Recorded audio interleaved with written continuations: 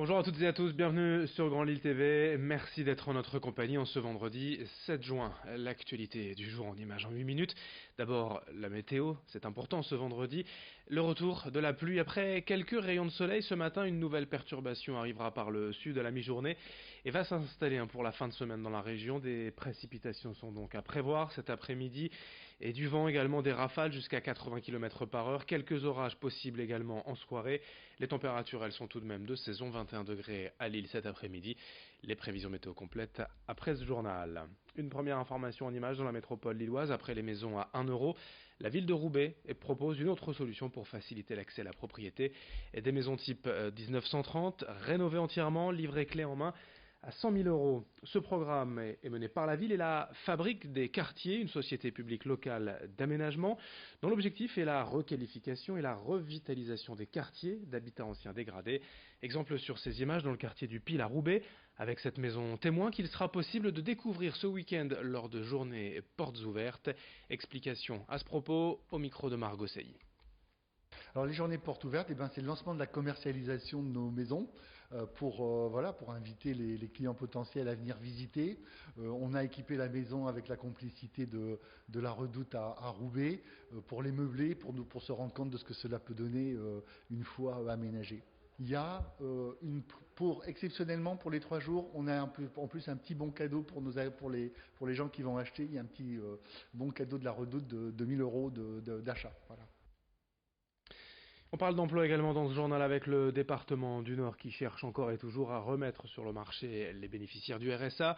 Exemple en image à l'EHPAD des Flandres à Tourcoing où 3 allocataires viennent de signer un contrat PEC, parcours emploi et compétences. Ces contrats sont signés pour 1 an et reconductibles une fois. L'objectif étant de permettre un retour sur le marché du travail, une première expérience avant d'enchaîner, de trouver autre chose. Ces personnes ont d'abord été prises en charge par la maison départementale d'insertion, puis accompagnées par le dispositif Coach Emploi. Les bénéficiaires du RSA ont ainsi des rendez-vous chaque semaine durant 3 mois, ce qui permet à une personne sur 2 de retrouver un travail. Explication avec les employés, les nouveaux employés de cet EHPAD au micro de Margot Sey. C'est génial quoi, d'avoir retrouvé du travail, voilà, un contrat avec d'autres projets professionnels pour moi, parce que voilà, je voudrais travailler en cuisine de collectivité.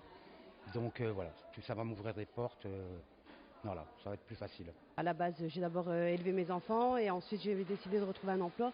Donc par rapport à ma référente RSA, elle m'a mis en relation avec Madame Simon. Et suite à ça, Madame Simon m'a proposé le contrat PEC pour la résidence des Flandres et donc ça, j'ai dit oui. Et dans cette édition, également quelques images des répétitions du prochain spectacle Son et Lumière de Bouvines en septembre. Depuis 2014, année des 800 ans de la bataille de Bouvines, la ville organise sur 3 jours un grand show médiéval.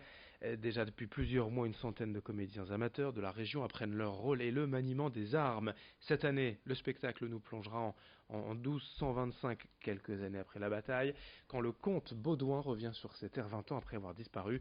Mais sa fille, Jeanne de Flandre, ne croit pas au retour providentiel de son père. À 100 jours de l'événement du 12 au 14 septembre, la ville cherche encore des bénévoles. Explication complémentaire au micro de Xavier Silly.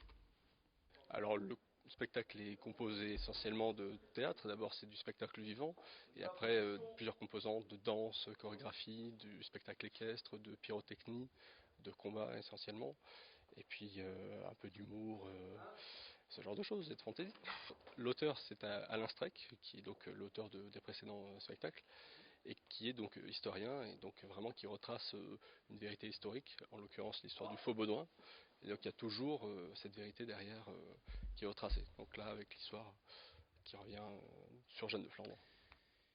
Et puis le grand angle de la rédaction sur Grand Lille TV, à l'approche de l'été, pour faire garder ces animaux en vacances, il existe les pensions, notamment dans la métropole lilloise, à Frelinguien, la pension du Sar. Ici on chouchoute les chats et les chiens comme dans un véritable hôtel. Reportage signé Xavier Silly. Place aux vacances d'été, la pension du Sar à Frelinguien permet de partir en laissant son animal en excellente compagnie. Comme dans les autres structures professionnelles, Isabelle Martin, la gérante, fait en sorte que le séjour soit aussi agréable pour les chats et les chiens dont elle a la garde que pour leur maître. Le premier avantage, c'est que l'animal n'est pas seul. Quand il est dans une pension, bon, vous avez vu, ils se voient tous.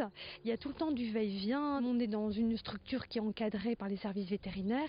Au niveau des suivis, au niveau de l'hygiène, etc., il n'y a aucun problème. Et puis après, nous, on veille en fait sur leur bien-être et on a une surveillance constante, quoi. Pour les chats, 50 espaces sont mis à la disposition des familles, autant d'abris que les maîtres peuvent aménager. Et pour les chiens, l'établissement se veut original en proposant une formule de vacances comme pour les humains. Les gens ont le choix entre deux formules de pension pour les chiens, soit l'hôtel, soit le camping, en fonction des habitudes de leur animal. C'est-à-dire que si c'est un chien qui est habitué à vivre dehors, qui aime les grands espaces et qui vit, parce que bon, il y a des chiens qui dorment dans des dépendances, etc., le camping peut parfaitement convenir. Par contre, l'hôtel, pour des chiens qui sont habitués à vivre en maison, à dormir dans des petits paniers, avec un concept un peu plus cocooning, en fait, c'est vrai que l'hôtel est plus adapté à leurs besoins. 190 places sont disponibles toute l'année pour les chiens, mais quelques précautions sont tout de même à prendre avant de réserver. Malheureusement, si c'est un chien qui est méfiant et qui est agressif, malheureusement, on ne le prendra pas. Parce que si un jour, s'il y a un problème de santé avec l'animal, si on ne peut pas l'approcher, c'est embêtant. Et pour lui aussi, ça se passe bien si on peut avoir un contact avec lui. S'il est craintif, prostré, si déjà il sent... ça va pas bien se passer, les maîtres sont pas tranquilles et nous non plus. Donc il vaut mieux trouver un autre mode de pension. Et pareil, les vaccins bien à jour, comme c'est collectif, ça c'est obligatoire. De toute façon, il faut fournir le carnet de vaccination. Côté tarif, comme pour la dizaine de pensions existantes dans la métropole lilloise, comptez en moyenne 10 € la nuitée. Pour terminer ce journal, une petite information pour les plus sportifs d'entre vous.